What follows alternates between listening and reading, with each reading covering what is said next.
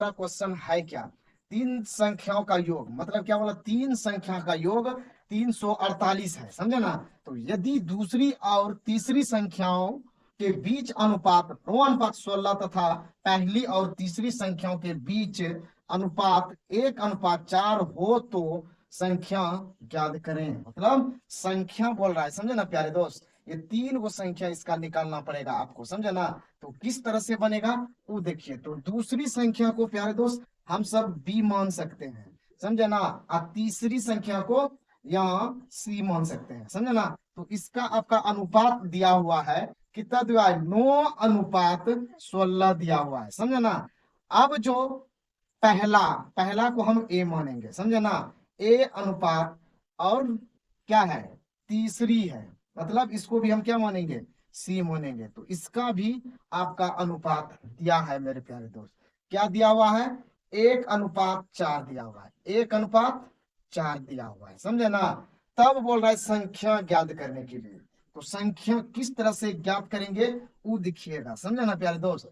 तो ये साइड को पहले बराबर कर लीजिए। अगर इसको हम 4 से गुना कर देंगे तो क्या आता है, 4 चौके 16 अनुपात, इसको गुना करेंगे एक को तो 4 आएगा, समझे ना।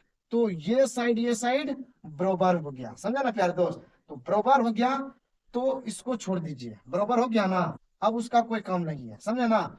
अब जो यहाँ पर लिखना पड़ेगा आपको, क्या लिखना पड़ेगा जानते हैं, यहाँ लिखना पड़ेगा A/B/C, समझे ना। A/B/C आपको निकालना पड़ेगा, समझे ना।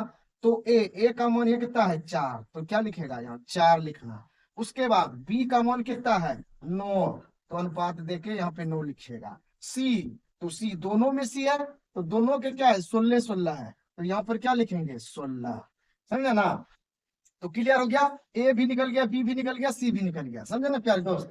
तो ए बी सी आपका निकल गया। अब देखिए यही तीनों का योग कितना दिया हुआ है, 348 दिया हुआ है।